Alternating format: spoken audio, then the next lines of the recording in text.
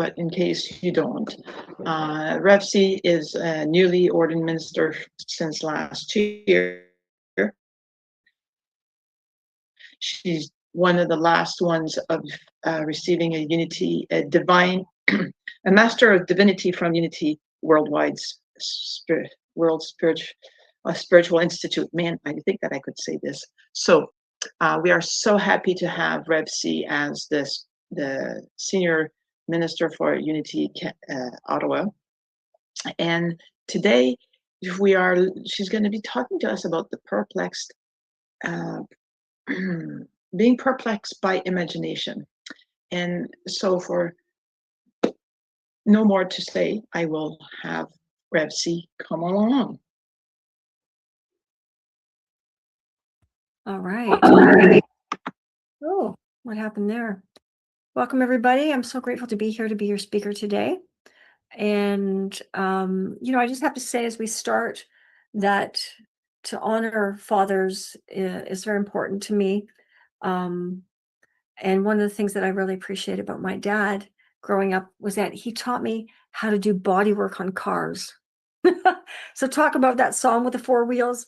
I loved that so much. I was driving at 14 because my dad let me drive the car in and out of the driveway into the court because they needed the cars to be changed because mom was going early to school that day or dad was going to work. So we would change the cars around and he would often just hand me the keys and say, okay, go do it. So that was a real treasure for me as a young girl. It's because I just loved cars and I still love cars. So I'm grateful for that. So honestly, being perplexed by imagination is more of a thing than you realize. I don't think people understand that we really aren't using our imagination a lot in everyday life. We expect it to be something grand, and it doesn't have to be grand. It has to be through you, for you, and for the world. And so we're going to get into that. That's going to be really important. And one of the things that I saw on Thursday was anybody watching the TV or the Facebook this Thursday to see the fascinating imagination that occurred in the south side of Chicago? Did anybody see that? Any hands up? Okay. So this Thursday morning, starting at 11 o'clock, the most wonderful speakers, teachers, musicians helped the Obama family open the Obama Presidential Center in the south side of Chicago. And if you get a chance to check it out on the internet, the Obama Presidential Center, now that is imagination.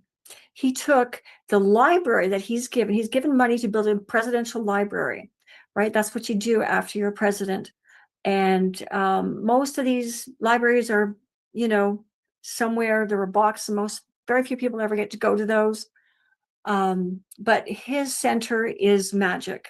His center is an educational center as well as a library. It is a family center. It is an environment for all people to come and understand the unfolding of great history. And I have to say that I truly love the imagination of the Obama family and what they've done. And if you could see the first painting of them together, that's at the center is created by a Nigerian artist, Nigerian-American artist. And she is amazing. What she did with her imagination to show and share the information of the Obama's journey is magnificent. So please do check this out. It is wonderful to see such great imagination going to great work for the South Side of Chicago and America, and I believe the world, because I know I'm going to be going to see this amazing monument. It's just gorgeous. It's an entire center. It's an entire park. It's just fascinating. So I hope you'll have a chance to see that. And then maybe it'll inspire you to use your imagination in this lifetime, because it's your imagination that helps you grow your journey. One thing that I realized growing up, and my mom was really good at saying this, she would always say to me, you can achieve anything you put your mind to, right? Because, you get down sometimes, you go, oh, how am I going to get this done? She would say, Cheryl, you can achieve anything you put your mind to. And I'm sure a lot of you have heard this or probably used it for family or friends along the way, right? So this is the beginning of our family's new thought movement. And my mother would read all these positive books about and stuff like that and share those little tidbits with me. But what I would do right now is I'd take that a little bit and turn it into something a little bit different, because it's all about mind and thinking, whereas I want to bring out imagination. So I would add something to that at this point in my life if I'm to share it with someone. And I would say that I can achieve anything that I can imagine achieving. If I can imagine achieving it, there's a great likelihood that it's going to happen, right? So I might not just have to put my mind to it, I can literally put my imagination to it. And that's up-leveling this in a fantastic unity kind of way. So let's look at your imagination for a moment. What if I were to show you the two hands, okay? This hand has a $2 bill in it. This hand has $3,000 in it, right? And I say, you can have either. You can take from either hand. Which you're going to take, right? Now, where do we go naturally, right? We go to the $3,000. That's the common pattern. The brain goes to what I see is more. Here, I'll take that. Okay, you can have that if you want. You can take the $3,000 and enjoy that. But what if, and this is a Rev C thing, that there's something behind that $2 bill, right? You're not going to get away with just taking the $3,000. But if you use your imagination, something's going to come out of that. What if this $2 bill is attached to something spectacular? And so imagine I'm hanging in here and just hanging that $2 bill. And so you can have it if you want, but I know you kind of want that 3,000. But what if that $2 bill, with this, you're able to acknowledge that this is change. This $2 bill is just change from the cash payment you made on your new $799,998 home. Now that is imagination, but we don't go there first. We go for what's bigger and brighter and better in the moment. But you have now been given change to your new, basically $800,000 home, minus the $2 that you can now use for the extra key, which, by the way, I wouldn't mind a copy of. So you can see how you can lighten and brighten your life. You don't have to always go speedily to what appears to be the better, because the brain wants to go to what is bigger and brighter, the bigger hamburger, the larger pizza, the bigger amount of money that we instantly see, instead of something that is non-reactive, right? That's reactivity. Responsivity often comes from using our imagination and seeing what can come next. All right. So now I want to be clear here that imagination is not the same as daydreaming, right? We often get those things confused, don't you find? So imagination, believe it or not, is still a concrete methodology, okay? And it's adaptive to particular circumstances. But you have to bring in the intention, bring in the goal, and it's concrete and it's clear. But then we get daydreaming, right? You sit there, you go into la la land, and it's all about floating endlessly in thoughts and feelings and blah, blah, blah, goes on and on and on. That's daydreaming. It has nowhere to land.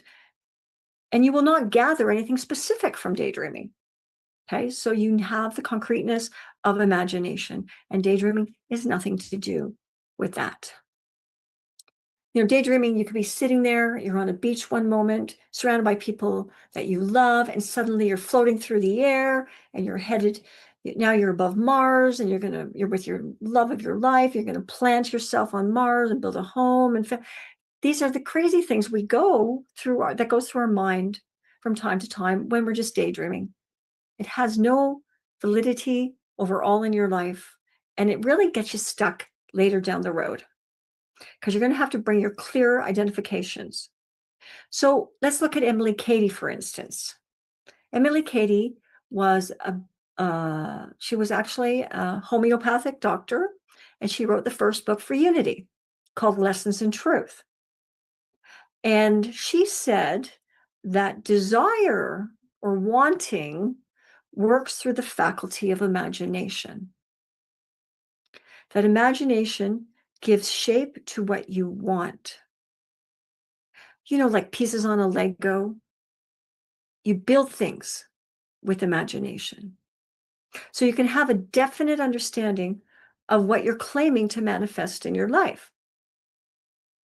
She creates an analogy. She says, if you're walking into a grocery store without imagination, what are you able to buy?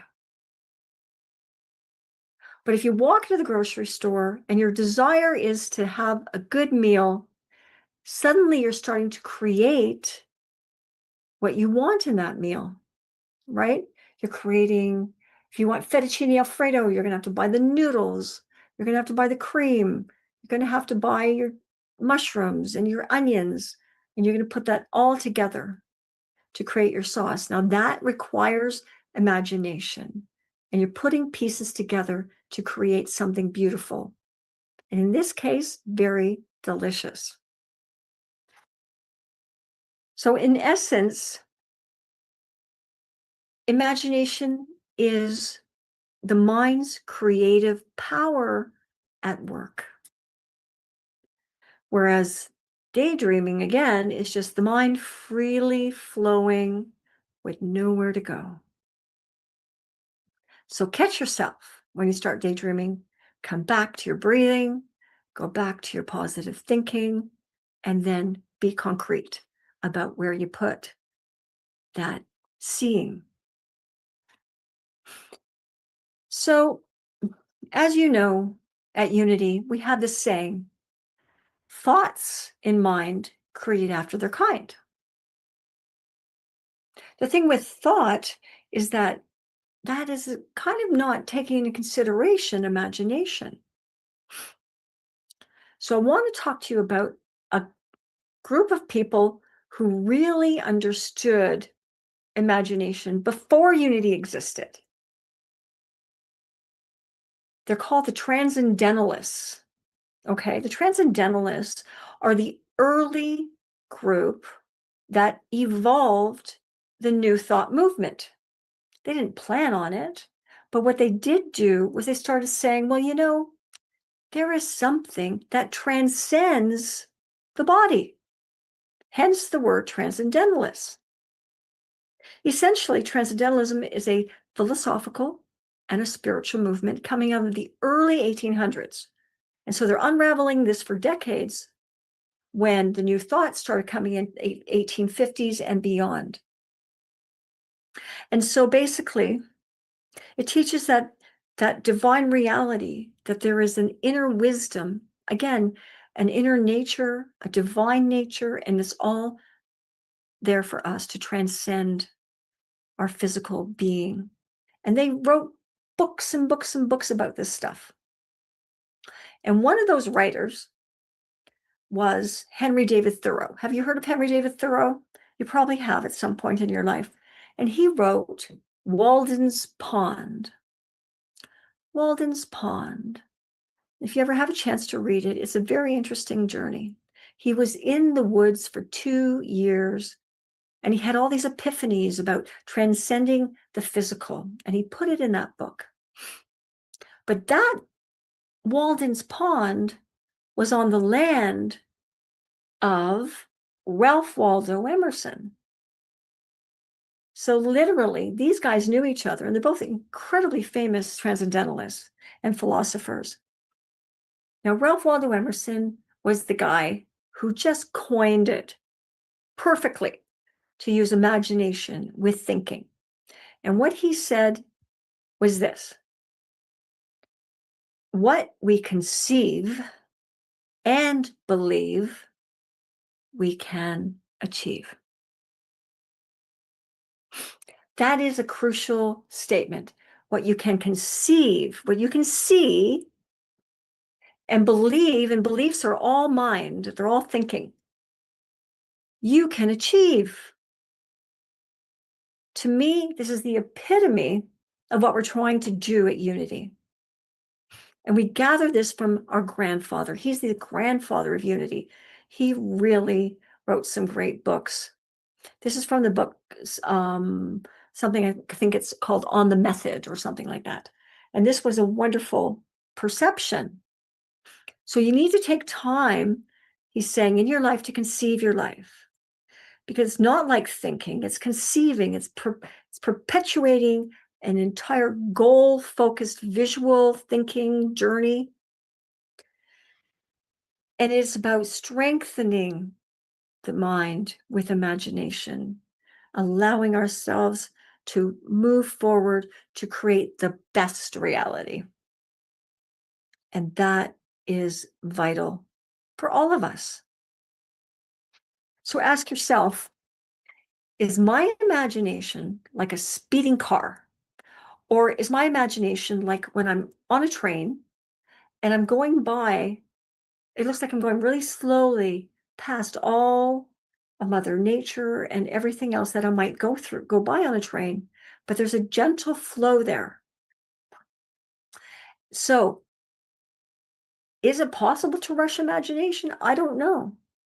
But I know that when our mind is too busy, going too fast, it's impossible to push or create imagination. But what could happen is that if you're in the slower state, you're going to be listening, you're going to be seeing, and you're going to be really giving yourself the opportunity to experience your imagination, which we know is imperative overall. So I think it's important that we ask ourselves, what is my imagination creating for me? Is this what I want? Is my life what I want? Or could I create something else with my imagination? These are the things that we need to ask ourselves today and this week and this month, because it's the month of imagination. Although it's mostly done, I think it's important that we really take the time to understand that that's important. So if you want to go to Venice and go around in one of those little boats and see Venice, then you have to imagine yourself there. If you want to go to the Louvre in France, you have to be able to imagine yourself there and to feel it. And that will get you through it.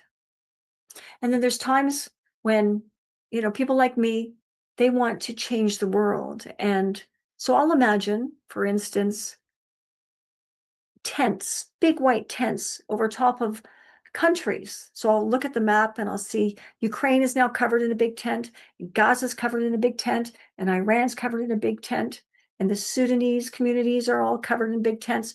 And inside, they're all at peace, and they're all experiencing that love from the light that's coming through the tent to support them, but they're safe. There's no bombs falling. There's nothing getting in their way. They're able to create food here and water. They're able to go to sleep at night knowing that they will not have bombs falling on their community. And I imagine this, and I know it works. I know and I trust that we are all helping when we imagine safety and security for other people, even if it's just at home with our kids or a partner. I'll often imagine my spouse, who's a motorcycle instructor, in light so that she's safe. I don't think she knows how much I've had to do that lately. But I do it to protect, and I believe it works. And I know that imagination has worked because Unity has received tens of thousands of letters and comments and testimonials over the past 100 years with gratitude for thinking and imagination affirmatively. And it makes a big difference in people's lives. That is definitely important to understand. So now, worry. Is worry connected to imagination? When I'm worrying, am I actually visualizing what I'm worrying about? Can you imagine the damage we're doing if we're actually visualizing all our worries? I mean, no wonder we have to worry, because we're actually participating in a bit of a nightmare for ourselves. So we have to be more cautious, right? Eric Butterworth said that the importance of imagination in our life, suggesting that worry is a misuse of our imagination, and he encouraged us to focus on positive possibilities, to get away from worry, say no, just say no. Getting back on track. No to this, yes to positive imagination, positive thoughts. He believes that the only thing that matters are the things that happen to us, and that dreaming lofty ideas can lead to personal growth and success. And Butterworth also states that faith is a part of this. It urges us in our potential and teaches us of the possibilities that lie ahead. So overall, he's advocating to use imagination constructively, right? Not to sit there and worry about things that you can't change. Have faith, have belief that all good things are coming my way and unfolding, that all protections are in place, that all safeties are in place, that all good things are manifesting. And imagination does make the difference. For instance, ever hear of a little story called David and Goliath? Now, do you think that David didn't use some imagination to take down Goliath? I'm pretty sure he did. I'm pretty sure he had to imagine that stone in his hand and that thing that he shot it from was going to go right here. And he knew how to get it there with his imagination and his thinking, because there was nobody else who was able in the story to take down Goliath. But this small guy, probably 10 times bigger than him was Goliath. So you can see how even in the mythological stories that we share, we perpetuate imagination as a valuable tool. Now, there are, however, negative imaginings that have come to fruition, that have taken over, that have destroyed.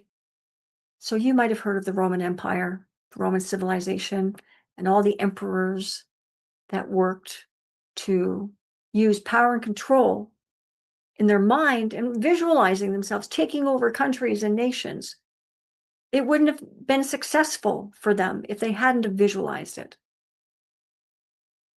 And that's a pretty scary thing, if you can visualize taking over other countries and destroying their communities and their people.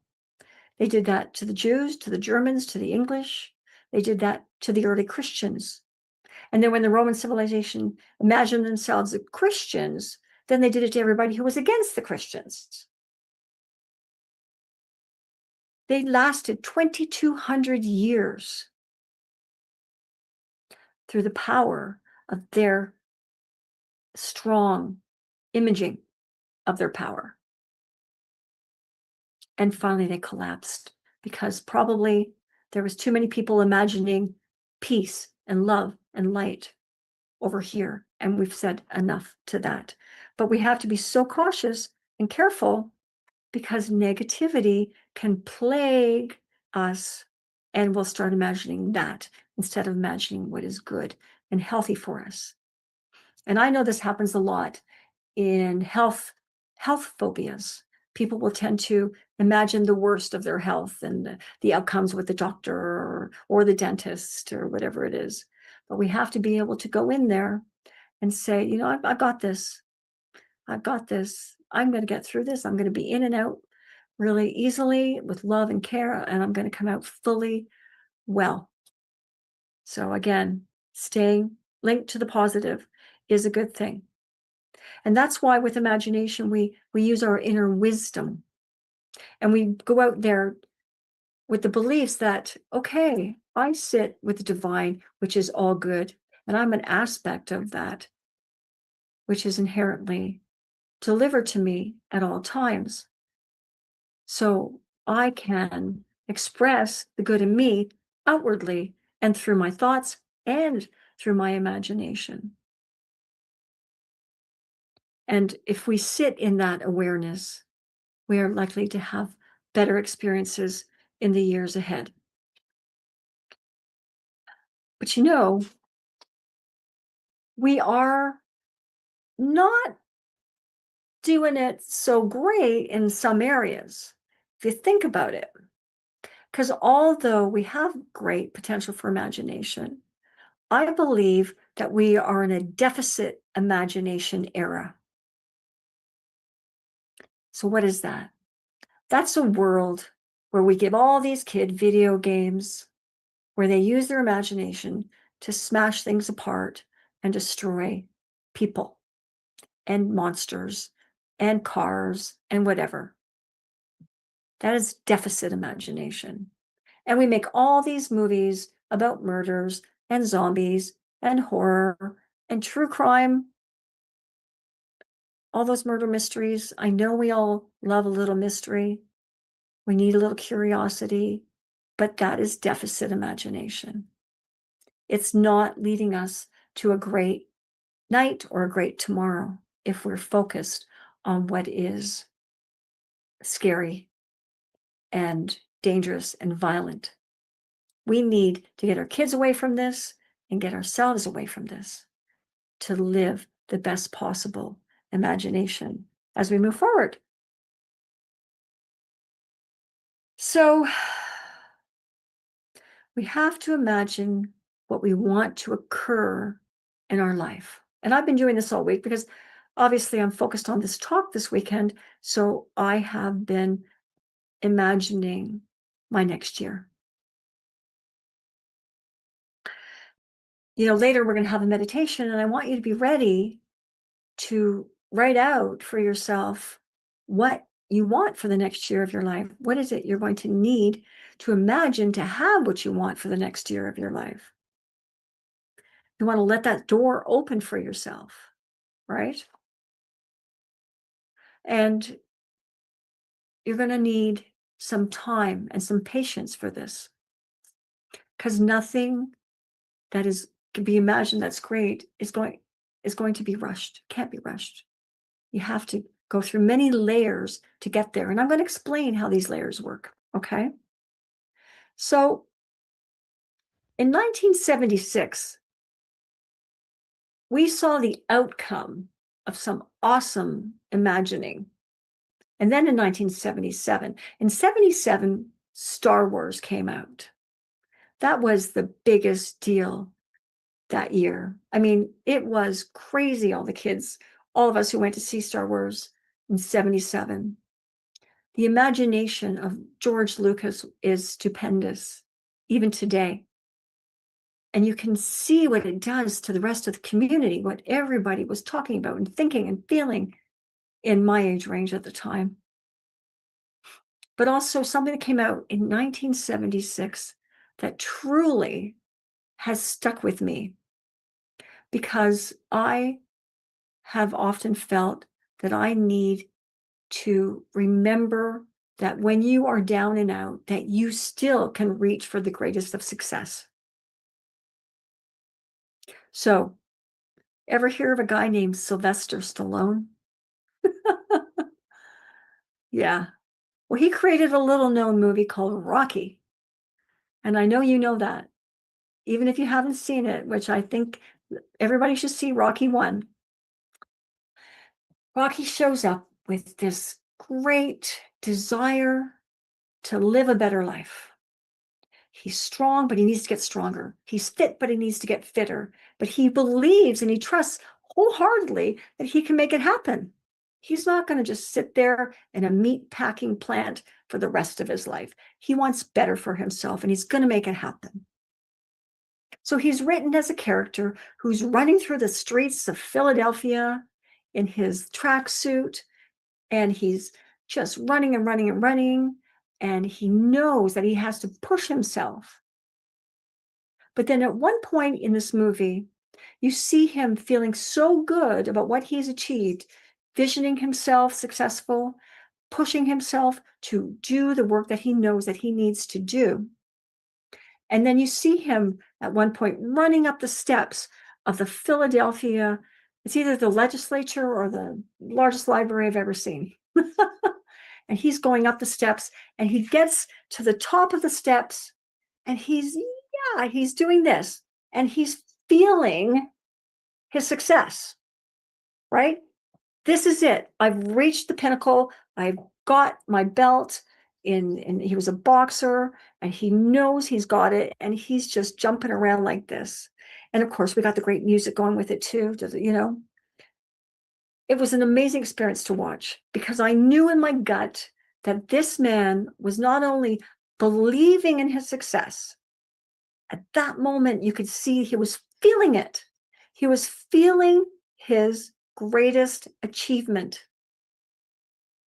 And if there's anything I've learned about imagination over the years, is that you can't just have a thought to achieve. You need to see it, and you need to feel it. And feeling is what Rocky was able to do. And we know, of course, he was successful. But to be clear, Sylvester Stallone was the great imaginer. He is a prolific artist, by the way. His art is stunning, and he was a prolific writer. And in that year, he took his movie, and he's a young guy, you know, he wrote this late 20s, early 30s, and he had to shop it around. Nobody wanted it, so he did it, and he played the role himself. He imagined his success. He got to the top of the list of movies that year, #1, all over the world. $225 million in 1976, which is huge. This man knows how to imagine. And I'm grateful for him, because he kept me going. That movie kept me going through a few hard years. So imagination is not just about paintings and crafts or movies or songs. Because when we know imagination, we know that imagination turns everything we imagine into form or experience. This is why we need to be attentive to our imagination, because it is a fantastic tool, and it will create a form, whether you're going to be getting your new car, or it'll create a great experience, like traveling somewhere you really feel the need through you to go. So how am I going to remember all this? How am I going to remember how imagination works? So I've created a little mnemonic for you, okay? So I put it in an acronym so that you will remember how to work with your imagination. And all you have to remember is the word gift. Imagination is my gift. G is the goal you want to achieve, or the intention you're making. I is the imaging, the visualizing that you're going to be doing. F is the feeling you need to have. You need to believe it and see it. You need to feel it. And T is never to forget that you need the good thoughts to create the good imaging. The affirmative thinking, that this is the positive imagination experience for me. And this is your gift. So try to keep that in mind and heart as you move forward in the years ahead. Today, I need to work on the gift. Set my goal or intention for what's coming. Do the visualizations. Feel the outcome. And make sure you're using the good thoughts, the thinking, to create that gift. This is really important stuff. So it goes back to even Myrtle Fillmore. Myrtle, who I love and adore. I often feel like she's beside me sometimes.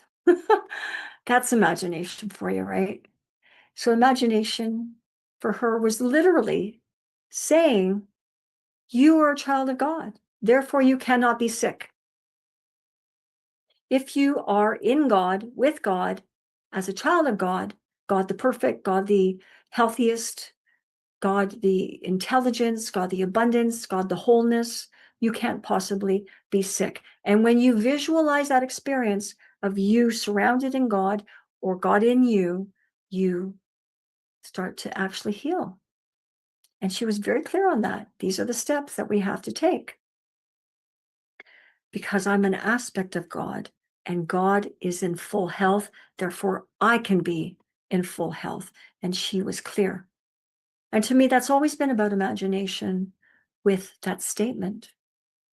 When I visualize myself in the light of God, the oneness, the divinity, through me and around me, knowing and trusting that I am as that, therefore, I can be equally as perfect, equally as whole, equally as abundant, equally as healthy, and it feels great. So you could start now if you want. You could actually say, I imagine myself healthy and happy. I am healthy and happy. And then you go and you take a moment to visualize yourself in that state of being happy and healthy. That's what's going to give you that greatest potential, that greatest outcome. So it's time to write a script for yourself. What do you want as you move forward? What is it you want to imagine yourself doing and being and experiencing? You're going to need to take some time to do this. You have to have patience. You have to be willing to sit down for a couple minutes and actually have the feeling. And imagine if you did it 5 minutes or 10 minutes, having that feeling. I can remember doing this so long ago, and I always imagined a red scooter. And I would see myself going around in that red scooter, and I was so excited. I could feel the excitement and the enthusiasm. And then one day, one of my friends said, would you like to buy my red scooter? And I said, oh yeah, for sure. So she sold it to me for $400, 1992. But I guess I didn't imagine this part. She called me up a month later, told me how much she missed her scooter and could she buy it back? So let's just say I have a different level of imagination now. I take it to the next level. I see myself on it for that period of time. And then I see myself the year after, and the year after, and the year after. I extend my imagination, not just 10 ramps around the neighborhood. I see it years ahead.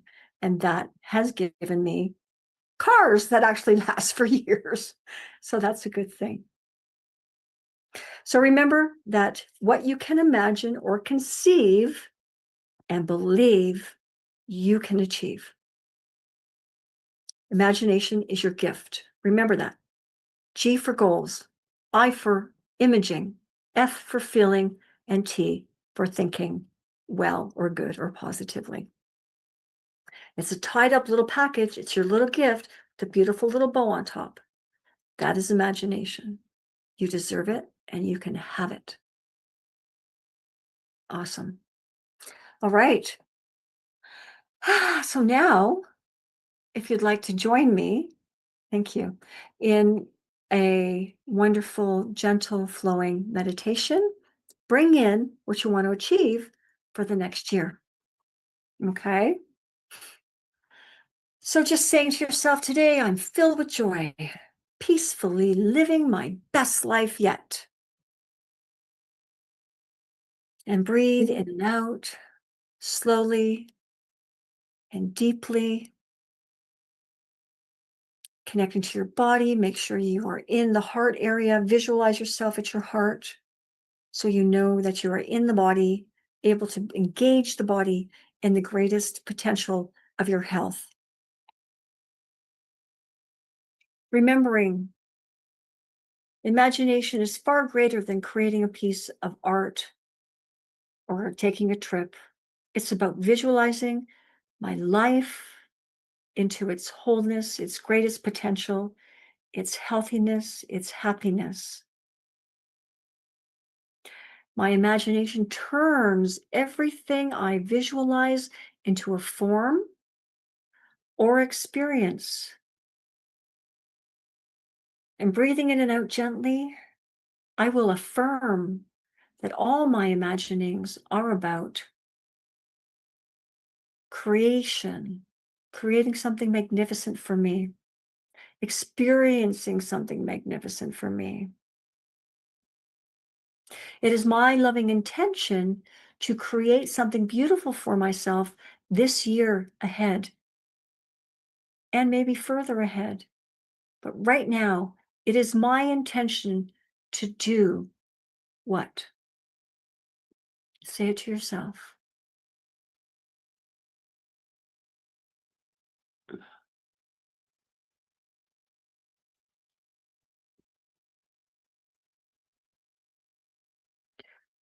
What is it you're looking to in the coming year? New relationship, better relationship, new job, new environment, greater friendships, and on. Just take a moment to intend this again. I intend that.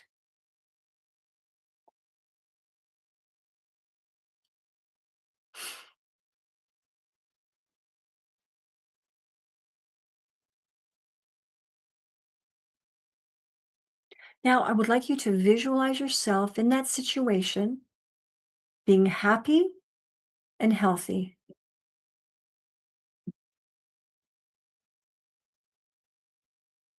Breathing deeply, being happy and healthy in your intention.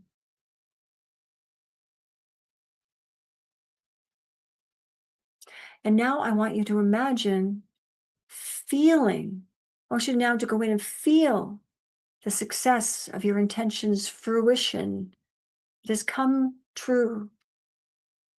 You feel it, and it feels great.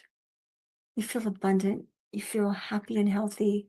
You feel strong and determined. You feel like a winner. You feel like you are successful. This is a great gift. A wonderful, wonderful gift. Now allow all these feelings to arise. Believe them, trust them. And now just sit with them for the next 30 seconds and allow the feelings to get stronger and stronger.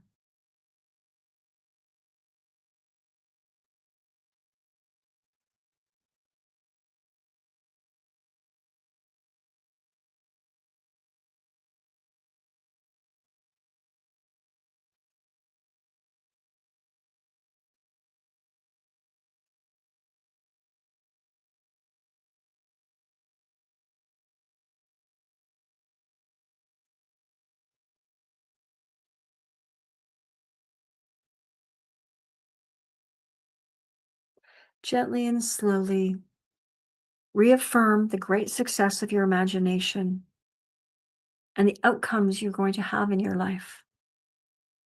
And just say, I'm so grateful. I'm so grateful for the success that I'm having, and I see myself having.